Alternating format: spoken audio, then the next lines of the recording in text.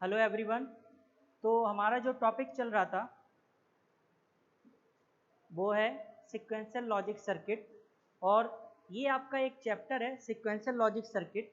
ठीक है, जिसमें कि सीक्वेंशियल लॉजिक सर्किट में सुबह मैंने आपको बताया था कि सबसे पहले तो कॉम्बिनेशनल क्या होता है, देन सीक्वेंशियल लॉजिक सर्किट क्या होता है। ठीक है, दोनों को मैंने यहाँ पे डिस्कस किया था, तो उसी चीज़ को हम कंटिन्यू करेंगे और अब देखेंगे कि आपका कॉम्बिनेशनल और सीक्वेंशियल में डिफरेंस क्या है।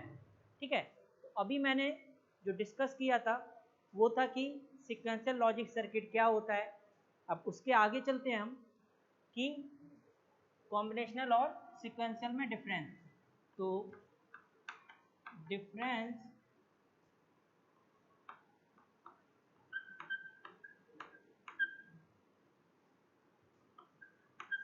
बिटवीन combinational and sequential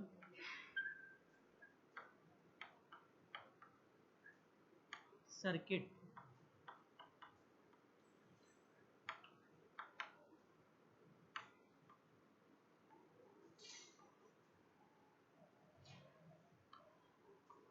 तो दोनों में हम यहाँ पे डिफरेंस देखेंगे कि कॉम्बिनेशनल सर्किट और सीक्वेंशियल में क्या क्या डिफरेंसेस हैं, कौन कहाँ पे यूज होता है, तो हम यहाँ पे देखेंगे। ठीक है, सबसे पहले कॉम्बिनेशनल सर्किट,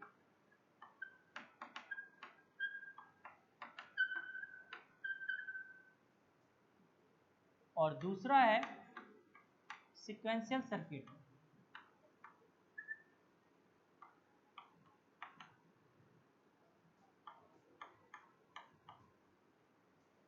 दोनों में डिफरेंस देखेंगे क्या क्या डिफरेंसेस हैं।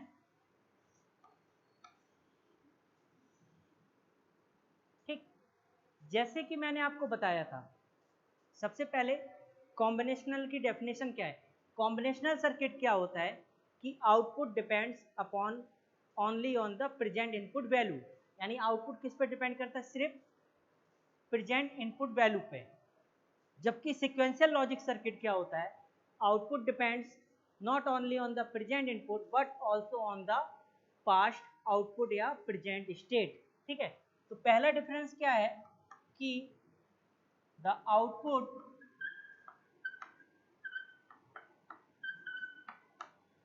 depends upon the present input value। ठीक है, और इसमें क्या होता है कि the output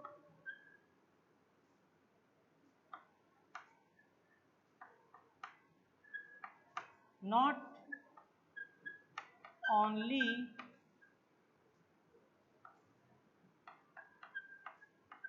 depend,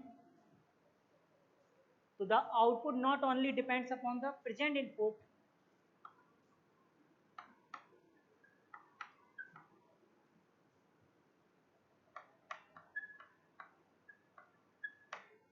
present input but also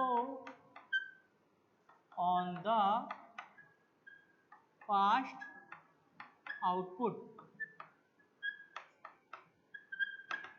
ठीक है, तो दोनों में डिफरेंस क्या है कि जो आउटपुट है कॉम्बिनेशनल सर्किट का वो डिपेंड किस पे करता है, सिर्फ प्रेजेंट इनपुट वैल्यू पे। लेकिन सीक्वेंशियल का क्या है, सीक्वेंशियल लॉजिक सर्किट का जो आउटपुट है वो सिर्फ इनपुट पर ही डिपेंड नहीं करता, किस पे डिपेंड करता है, पास्ट आउटपुट पे भी। इसका मतलब है कि जो सीक्वेंशियल लॉजिक सर्किट होता है उसका आउटपुट है प्रेजेंट इनपुट और पास्ट आउटपुट दोनों पे डिपेंड करता है, पास्ट आउटपुट यानी कि प्रेजेंट स्टेट। इसीलिए यहाँ पे हमें ज़रूरत होती है मेमोरी एलिमेंट की। तो इसीलिए मैंने लिखा है कि the output not only depends upon the present input but also on the fast output, इसीलिए मेमोरी एलिमेंट की जरूरत होती है। ठीक है, इसीलिए इसका मतलब ये है कि सिर्फ इनपुट पे भी नहीं, प्रेजेंट इनपुट नहीं, फास्ट आउटपुट पे भी डिपेंड करेगा। दूसरा डिफरेंस देखेंगे, memory unit is not required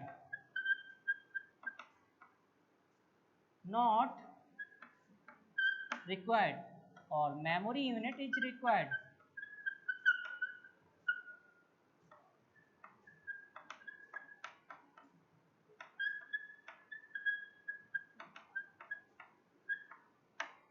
ठीक है, तो जब हम बात करते हैं कॉम्बिनेशनल सर्किट, तो इसमें कोई भी मेमोरी की ज़रूरत नहीं होती है, कोई भी मेमोरी यूनिट नहीं होता है, कोई मेमोरी एलिमेंट नहीं होता है, लेकिन इसमें मेमोरी एलिमेंट रिक्वायर्ड होता है क्योंकि इसमें मेमोरी एलिमेंट, स्टोरेज एलिमेंट्स होता है।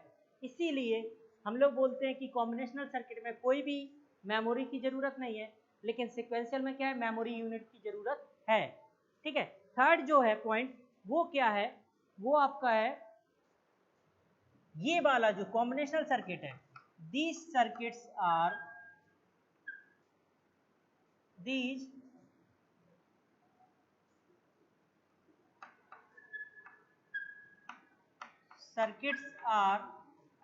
faster। क्यों होते, मैं अभी ये बताऊंगा। these circuits are faster because the delay between input and output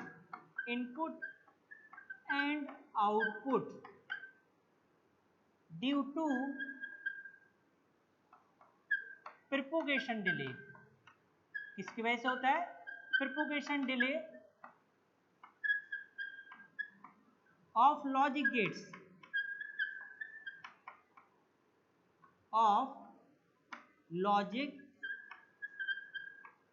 gates only।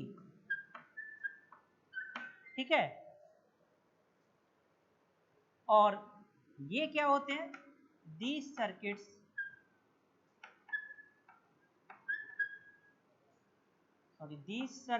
are slower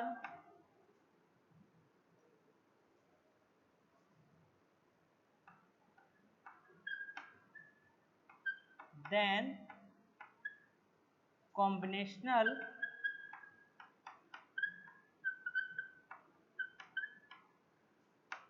circuit. Combinational circuits, तो देखिए जो अगला पॉइंट है, अगला पॉइंट थर्ड पॉइंट है, these circuit are faster because, क्योंकि जो डिले होता है इनपुट और आउटपुट के बीच में, वो किसके कारण होता है, propagation delay of logic gates only.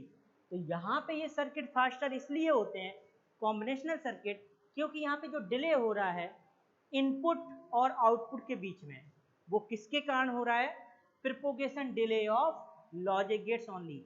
और जब हम बात करते हैं कि सिक्वेंशियल की, तो this circuit are slower than combinational circuit. तो ये सर्किट क्या होते हैं, स्लोअर होते हैं इन कंपेयर टू कॉम्बिनेशनल, क्योंकि आपको पता है कि इसमें तो ओनली क्या होगा, कोई तो पहली चीज मेमोरी एलिमेंट नहीं होगा, मेमोरी एलिमेंट नहीं होगा तो फीडबैक पाथ नहीं होगा। ठीक है, और यहाँ पे क्या है कि मेमोरी एलिमेंट होता है, तो इसीलिए हम लोग क्या यूज करते हैं, फीडबैक पाथ यूज करते हैं। तो ये इसके कंपेयर में स्लो हो जाता है, क्योंकि आउटपुट जो है इसका किस किस पे डिपेंड कर रहा है, एक तो इनपुट हम लोग दे रहे हैं तो लॉजिक गेट्स का, और जो फीडबैक पाथ से जुड़ा हुआ है मेमोरी एलिमेंट, तो जब तक मेमोरी एलिमेंट का हम आउटपुट, हमें स्टेट पता नहीं चलेगी तब तक हम आउटपुट नहीं कर पाएंगे। तो इसीलिए आप यहाँ पे देख रहे हैं कि जो आउटपुट है वो किस पे डिपेंड कर रहा है, present input and past output, जो कि स्टोर्ड है मेमोरी में। इसीलिए ये क्या होते हैं, स्लोअर होते हैं in compare to combinational circuit. ठीक है, तो इसमें कोई मेमोरी एलिमेंट नहीं होता, इसलिए फीडबैक नहीं होता है, इसलिए फास्टर होते हैं। तो जो डिले होगा वो ओनली क्या होगा, प्रोपोगेशन डिले होगा लॉजिक गेट का, लेकिन यहाँ पे क्या है, एक तो लॉजिक गेट का propagation delay plus feedback path में तो उतना और टाइम लगेगा, तो इसीलिए ये स्लोअर होते हैं। ठीक, अगला पॉइंट है, ये जो है कॉम्बिनेशनल सर्किट डिजाइन करने में इजी होते हैं, इजी टू डिजाइन। एक और पॉइंट बता दे रहा हूं मैं, there is no feedback, there is no feedback, और यहां पे क्या होगा, there is a feedback, there is a feedback path बोल सकते हैं हम, और there is no feedback path. और अगला पॉइंट क्या होगा, अगला पॉइंट है हमारा कि easy to design,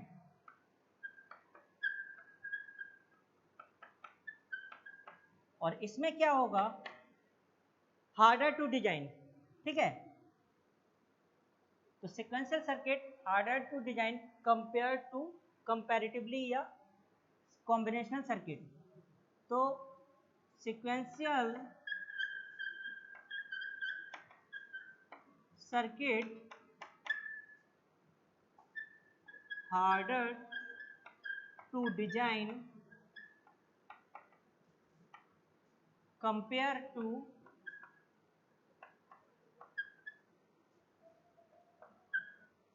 combinational circuit.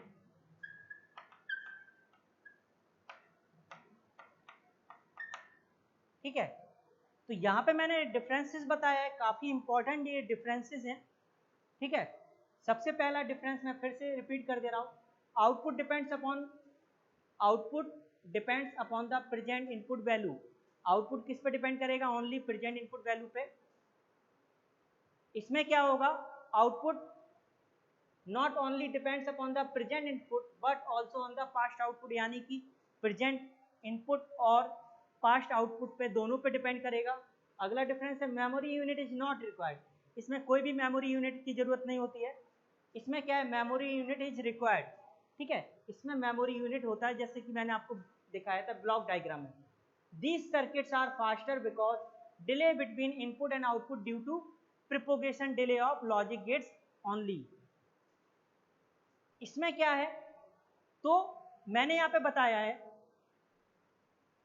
कि ये सर्किट्स हैं फास्टर होते हैं, क्योंकि जो डिले होता है इनपुट और आउटपुट के बीच में वो किसके कारण होता है, propagation delay of logic gates only. तो ये जो है कॉम्बिनेशनल सर्किट फास्टर होते हैं क्योंकि इसमें सिर्फ डिले क्या होता है, इनपुट और आउटपुट के बीच में होता है, वो किसकी वजह से होता है, लॉजिक गेट्स की वजह से। लेकिन इसमें क्या है, ये सर्किट स्लोअर होते हैं कंपेयर टू कॉम्बिनेशनल सर्किट। तो क्योंकि यहाँ पे क्या है कि मेमोरी यूनिट होता है, और मेमोरी यूनिट जो कि जुड़ा होता है फीडबैक पाथ से, तो इसीलिए ये सर्किट इसके कंपेयर में स्लो होते हैं। यहाँ पे कोई भी फीडबैक पाथ नहीं होता, यहाँ पे फीडबैक पाथ होता है, जैसे कि आपने देखा था ब्लॉक डायग्राम में। ये इजीली डिजाइन करने के लिए होता है, कॉम्बिनेशनल सर्किट इजी डिजाइन होता है, कम आपको डिजाइन करने में बहुत ही इजी होता है। ठीक है, तो जब हम बात करते हैं कि कॉम्बिनेशनल सर्किट तो इजीली डिजाइन हो जाता है, लेकिन सिक्वेंशियल की बात करते हैं तो थोड़ा सा हार्ड डिजाइन होता है कंपेयर टू कॉम्बिनेशनल, क्योंकि एक मेमोरी यूनिट भी हमें और यूज करना होता है, उसीलिए थोड़ा सा कंपेयर टू कॉम्बिनेशनल सर्किट ये थोड़ा टफ होता है, हार्ड होता है डिजाइन करने के लिए। ठीक है, अब हम यहाँ पे देखेंगे कि अभी मैंने जैसे यहाँ पे दोनों का डिफरेंस दिखाया है, अब हम आते हैं फिर से सीक्वेंशियल लॉजिक सर्किट पे। तो सीक्वेंशियल लॉजिक सर्किट देखेंगे, दो टाइप्स के होते हैं, उन दोनों को हम डिस्कस करेंगे। एक तो synchronous sequential circuit, then asynchronous sequential circuit.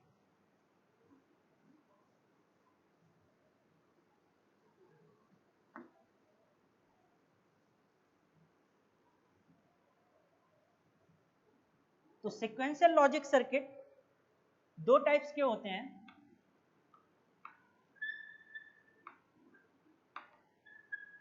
Sequential logic circuit there are two types of circuit, ठीक है, देयर आर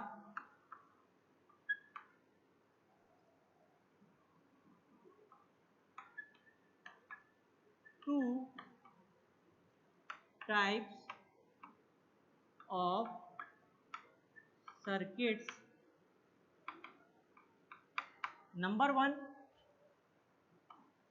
सिंक्रोनस,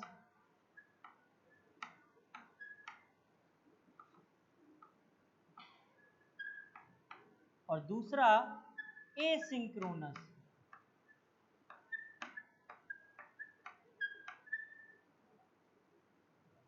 एसिंक्रोनस और पहला है सिंक्रोनस सीक्वेंशियल सर्किट, और दूसरा कौन सा, एसिंक्रोनस सीक्वेंशियल सर्किट. ठीक, तो दो टाइप्स के सर्किट होते हैं हम बात कर रहे हैं. एक तो सबसे पहले हमने जो पढ़ा था वो है, एक हो गया कॉम्बिनेशनल, दूसरा हो गया sequential.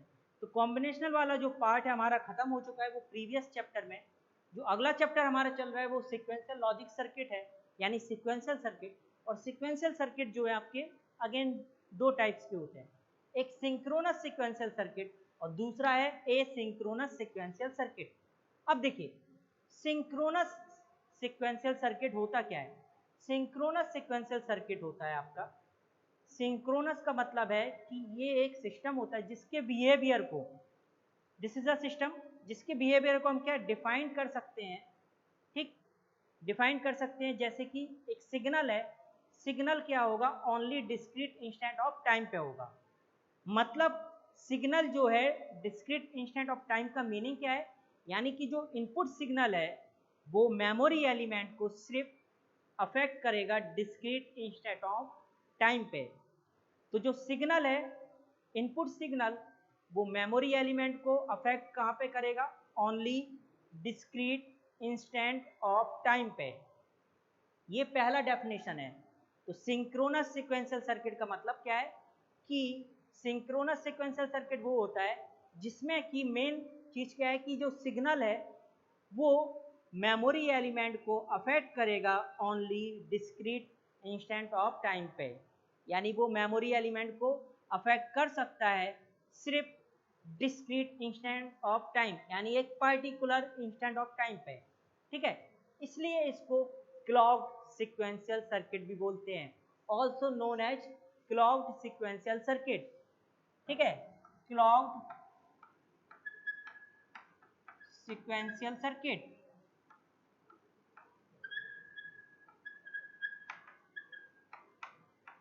Also known as clock sequential circuit.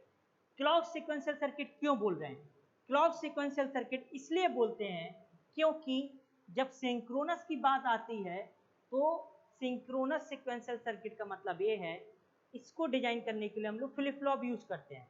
इसका एग्जांपल है फ्लिप फ्लॉप, क्योंकि सीक्वेंशियल सर्किट दो तरह के होते हैं, एक तो हो गया सिंक्रोनस, दूसरा एसिंक्रोनस. तो सिंक्रोनस सीक्वेंशियल सर्किट को डिजाइन करने के लिए फ्लिप फ्लॉप यूज होते हैं, और फ्लिप फ्लॉप में क्लॉक पल्स यूज होती है, इसीलिए हम बोलते हैं क्लॉक सीक्वेंशियल सर्किट. ठीक है, दूसरा दूसरा है एसिंक्रोनस सीक्वेंशियल सर्किट.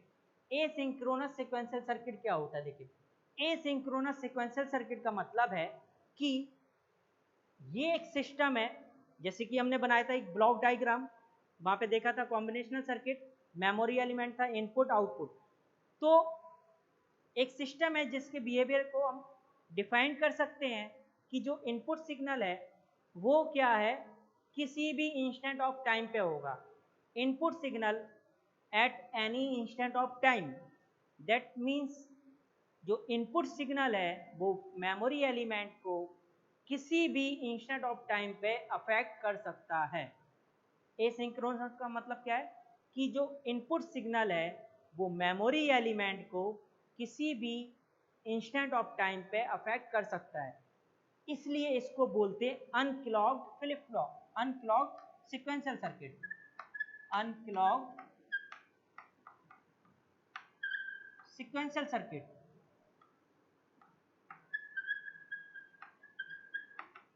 ठीक है, अनक्लॉक्ड सीक्वेंशियल सर्किट।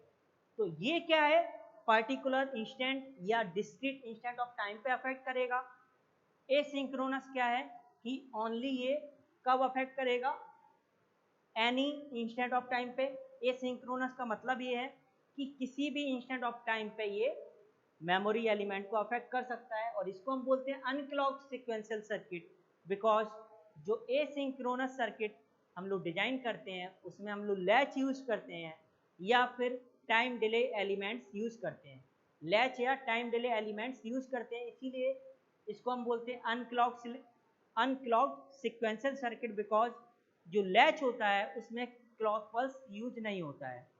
ठीक है, तो ये दोनों में डेफिनेशन हो गया सिंक्रोनस और एसिंक्रोनस। अब हम देखेंगे दोनों में difference, synchronous sequential circuit then asynchronous sequential circuit. ठीक है,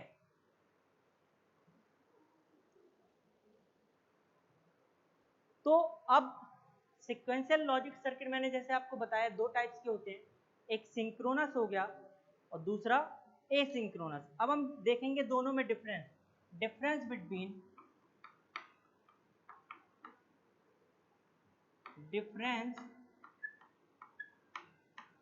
बिटवीन synchronous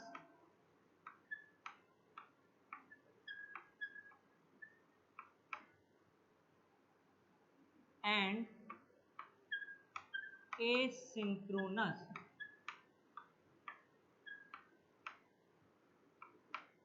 sequential circuit।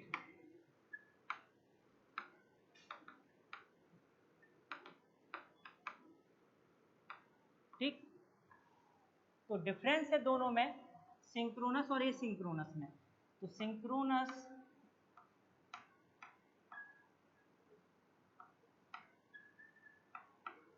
और asynchronous sequential circuit.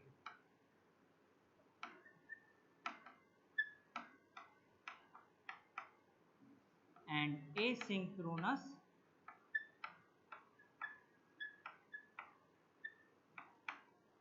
Sequential circuit, दोनों में डिफरेंस है, बहुत ही इंपॉर्टेंट है ये।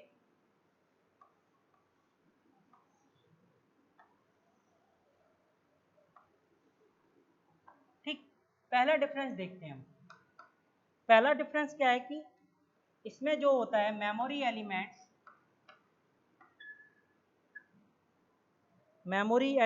Are clocked. memory elements are clocked sequence, clocked flip-flop, clocked flip-flops। और ये क्या होता है, मेमोरी एलिमेंट्स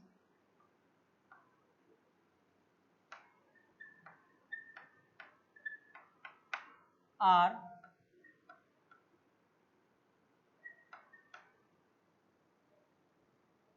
either unclocked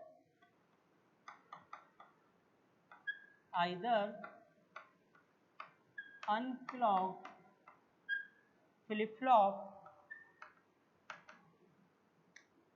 और time delay elements.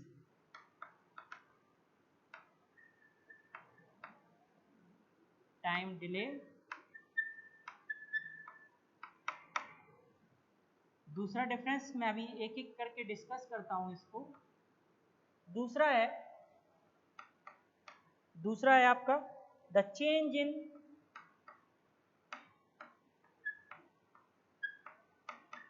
Input signal, the change in input signals can affect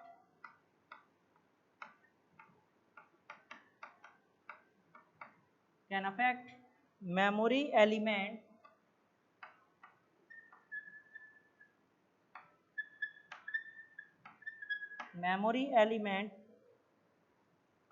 upon activation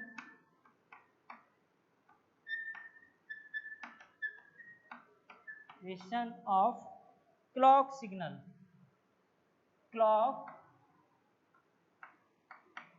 signal, or this one,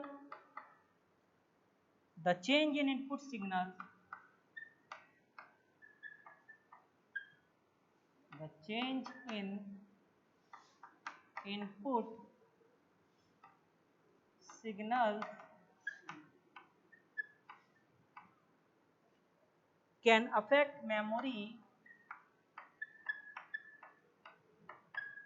can affect memory elements at any instant of time।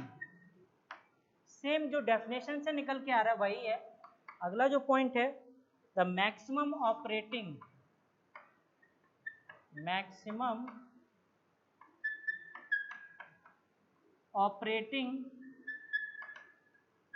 speed of the clock signal, of the clock signal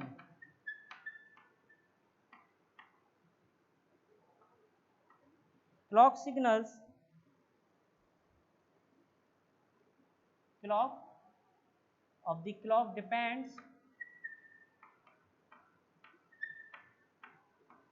depends on time delay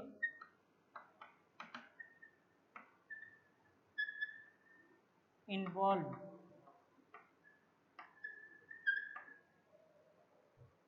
or this one is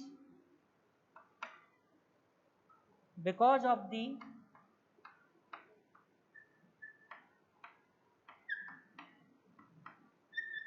absence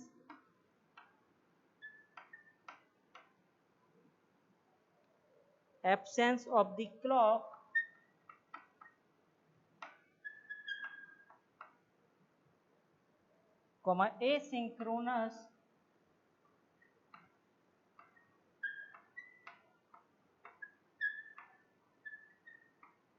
asynchronous circuits can operate faster than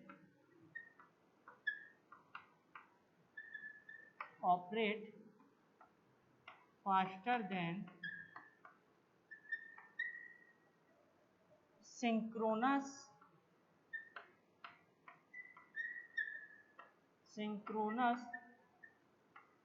circuits। And last point, easy to design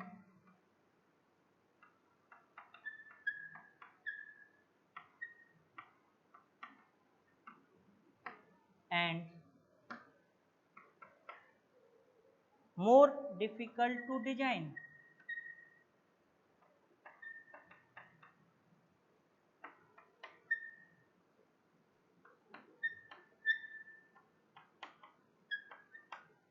ये देखिए, अब हम एक एक point को discuss करते हैं और देखते हैं क्या होता है। पहला पॉइंट जैसे मैंने लिखा है, memory elements are clock flip flop. सबसे पहले मैंने अभी आपको डेफिनेशन बताया था कि सिंक्रोनस सीक्वेंशियल सर्किट क्या होते हैं, और उसमें मैंने आपको बताया कि जो सिग्नल है वो मेमोरी एलिमेंट्स को अफेक्ट कर सकता है only discrete instant of time पे, और इनको हम क्या बोलते हैं, क्लॉक सीक्वेंशियल सर्किट। तो क्लॉक सीक्वेंशियल सर्किट क्यों बोलते हैं, क्योंकि जो सिंक्रोनस सीक्वेंशियल सर्किट है उसको डिजाइन करने के लिए हम लोग यूज करते हैं फ्लिप फ्लॉप्स, इसीलिए ये हमारे क्या है, फ्लिप फ्लॉप। इसीलिए हम लोग जो सिंक्रोनस सीक्वेंशियल सर्किट को हम क्या बोलते हैं, क्लॉक सीक्वेंशियल सर्किट भी, यानी क्लॉक सीक्वेंशियल सर्किट इसलिए बोल रहे हैं क्योंकि इसको डिजाइन करने के लिए हम लोग यूज करते हैं फ्लिप फ्लॉप, और फ्लिप फ्लॉप में क्लॉक पल्स देते हैं इसीलिए। तो memory elements are clock flip flop. तो यहाँ पे जो मेमोरी एलिमेंट होगा, जो स्टोरेज एलिमेंट्स, उसकी जगह हम लोग क्या यूज करेंगे, फ्लिप फ्लॉप, और वो क्या होंगे, क्लॉक्ड, क्योंकि फ्लिप फ्लॉप में क्लॉक पल्स यूज करते हैं। इसमें क्या, memory elements are either unclocked flip flops और टाइम डिले एलिमेंट्स। इसका मतलब ये है कि जो मैंने अभी बताया था कि एसिंक्रोनस सीक्वेंशियल सर्किट को हम क्या बोलते हैं, अनक्लॉक्ड फ्लिप फ्लॉप भी, तो वही यहाँ पे लिखा है कि memory elements are either unclocked flip flop. Unclocked flip flop का मतलब है कि लैच, जो स्टोरेज एलिमेंट्स के लिए यहाँ पे यूज करेंगे वो लैच, या टाइम डिले एलिमेंट्स।